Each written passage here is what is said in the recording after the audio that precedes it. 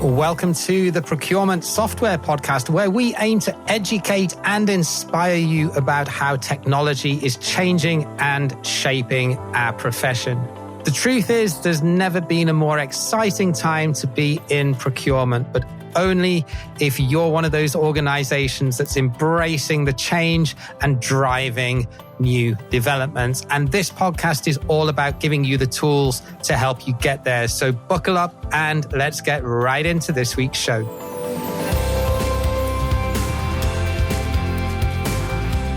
Yes, hello there, and a very warm welcome to this week's episode. My name is James Meads. I am your host.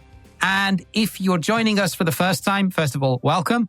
And I hope you found the right place for all of your procurement tech needs and commentary. So today's episode is pretty provocative title of how many procuretechs will still be around in 2 years' time. And there's a reason for that. It's based on a recent LinkedIn post that I saw by well-respected industry commentator, Jon W. Hansen. And I've known Jon for a while. He's a great guy, but I fundamentally disagree with him on what he's saying here. And I want to break it down a little bit and walk through why that is and where I think there may be some nuggets of truth in what he's trying to say. So I'm going to read his post, and then I'm going to try and break it down a little bit for you, the audience. So he's saying 83% of AI initiatives fail, and 75% of AI solution providers today will be gone by the end of 2025. That's a pretty bold statement. And while I don't disagree that there will be some consolidation in the market, I just can't see 75% of the solution providers that are claiming to offer AI as part of their product will be gone by the end of next year, let alone in 2 years' time. So I'm going to go on and read some more of what he's put just to contextualize it a little bit before I break it down. So he goes on to say, there are solid solution providers led by strong management teams, but most are being obfuscated by the generative AI hype of the 75% who won't be around at the end of 2025. Sifting through the dirt of AI hyperbole to find the gold is a challenging task. I certainly agree with him on that point. However, the following to address the above is the first and most critical step. Number one, practitioners must take ownership and the reins of their own success. Completely agree. And secondly, real solution providers should seek out and screen their client base to find the right clients with whom to work and walk away from the clients with a silver bullet mindset. Definitely agree with Jon on that one. So let me try and break this down a little bit and sort of share my thoughts on this in terms of where I agree and where I don't. So the first point is, and I don't think this is particularly controversial or out there to say that, I think it's generally accepted that there will be some procurement tech companies that are currently out there that won't make it. There are a lot of dead companies walking that will not make it, but a lot is not necessarily 75% of the market. And I think that's where I fundamentally disagree. So the ones that don't make it, I think Jon's right that they probably will be the ones that have bet the house on generative AI being the magic bullet. And inevitably, you can see it out there in the market that some solution providers are struggling to sell this because they don't have a track record of successful case studies, especially if they're pretty young companies. I also agree that AI is overhyped to a certain extent. And there was a poll actually in a panel debate at Procurement EU in Barcelona, which I attended recently, that tackled that topic around, is AI all that it's hyped up to be? There is hype. I'm not going to try and refute that.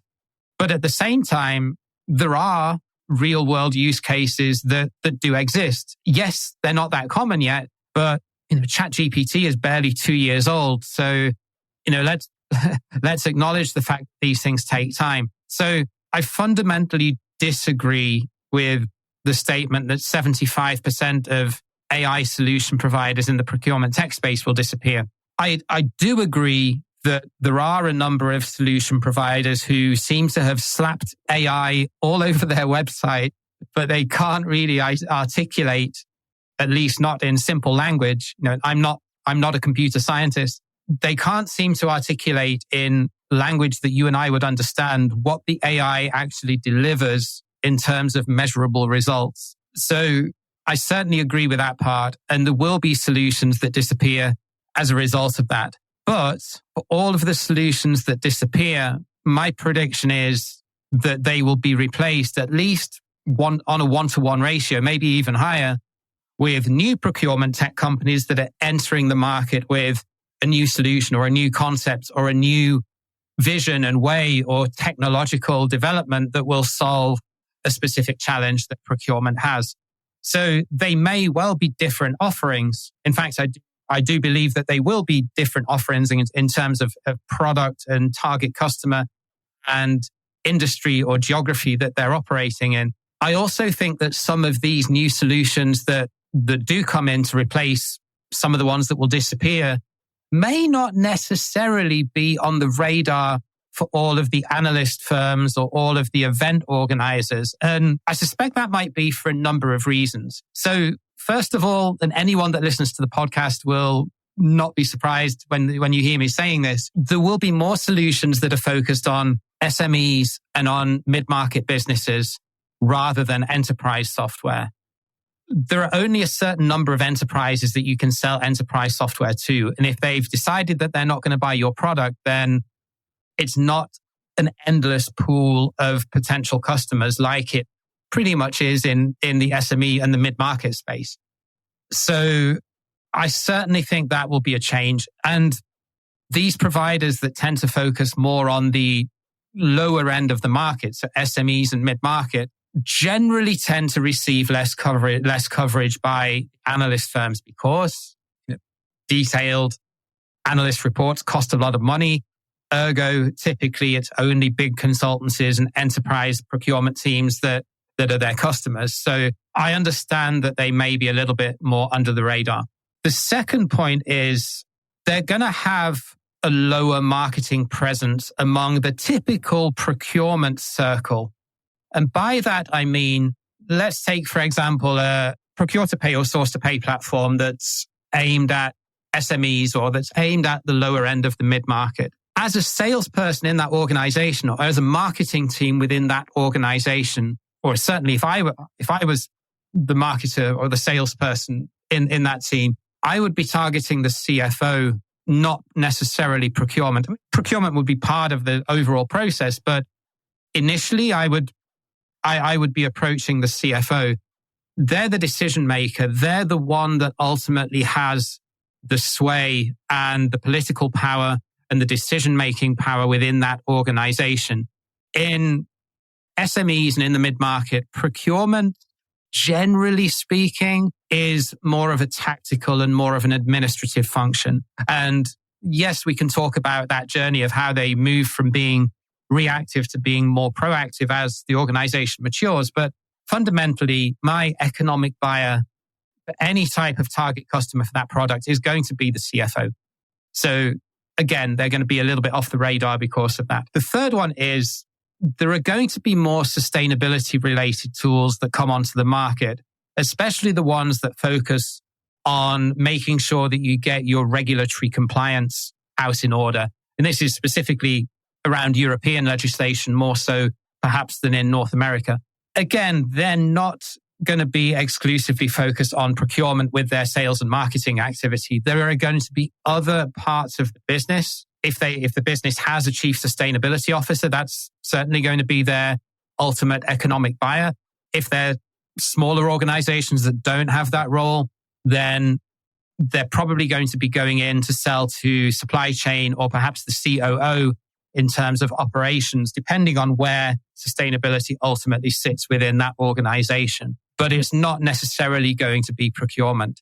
They will be an important stakeholder in the decision process, but the marketing and the sales messaging and radar is not necessarily going to be solely focused on procurement. And then we've got the more niche specific functions that are focused on either specific industry verticals or that are focused on specific country markets, and especially emerging markets where, with the exception of India, which does have a rich procuretech ecosystem, outside of India, emerging markets, and I'll caveat that with I don't really know what's going on in the Chinese market, but emerging markets in general don't really have much native procurement tech serving their markets. So I think we're going to see a big bang in an explosion in terms of number of procurement tech companies coming onto the market that are serving specific industry verticals. We're already seeing it. I could name a few examples out there that are focused on, say, CapEx or oil and gas or on financial services. You're seeing more and more companies coming into the fray that are specifically niching down on one industry sector and focusing their sales and marketing efforts and case studies on that sector. What I think will happen more and more is that we will see that trend continue on a more geographical level as well. And you'll see solutions emerging that are saying, hey, we are the number one source to pay platform or source to contract platform for the Brazilian market, for the Indonesian market, for the South African market, any big emerging market or region that can be sort of brought together and have a solution that's specifically for that geography or that region. I think we will start to see more and more solutions for as well. So they're the reasons why I'm optimistic and why I sort of reject to some extent what Jon was saying in his post, albeit I do understand the angle that he's coming from. To conclude on this, there's definitely some hype out there. There will definitely be procurement tech companies that will disappear, but no, I don't for 1 minute believe that it will be 75% of them. And even if some of them do disappear, they're going to be replaced by new entrants into the market that can demonstrate and articulate and sell a clear ROI on the solution that they are offering. Alongside that, I also think, and this is an interesting takeaway as well, that procurement will become less conservative and less risk averse as time goes on. You're still going to need to do your due diligence on solution providers. And what I would say is, please, whatever you don't just take the easy route or what you consider to be the easy route and say, oh, okay, we're just going to go out and buy insert name of legacy player that doesn't have much innovation and that's been around for years and years and years and is losing market share. Long term, even though they have the case studies and they're financially stable and they've been around for years and they're stalwarts within the industry, long term, this might turn out to be a really bad decision for you. Because if you implement something that is clunky and has low levels of user adoption and has a much longer ROI and speed of implementation, it's going to come back and bite you on the backside at some point. So don't think that you're choosing the safe option by going for a legacy player. If you're feeling confused or a little bit overwhelmed by the number of solutions that are out there in the marketplace, maybe you don't know what all of them do. Maybe you don't even know where to start. And thinking, okay, James, if I'm not going to go out and buy solution XYZ that I know is a brand name, then what should I do? That's where I can help you. So if you're confused, just either DM me on LinkedIn or send me an email, james@procurementsoftware.site. Or if you just want to jump in straight away and book an initial consultation, then the link is in the show notes where you can do that. I don't charge for the first half hour of my time because ultimately I want to get to know you and what your challenges are and where I think I can help you before I can propose we may be able to work together or where I think is a direction or an avenue that you should explore. So that's always the approach that I work on to get to know your individual needs and requirements because every single procurement organization is different and there is not a one-size-fits-all approach across the board. So I hope that was useful. Thank you very much for listening. As always, I appreciate you tuning in and listening to us. There are a lot of procurement podcasts out there, so always very grateful that you listen to the Procurement Software Podcast. We'll be back again at the same time next week. Until then, take care and bye for now.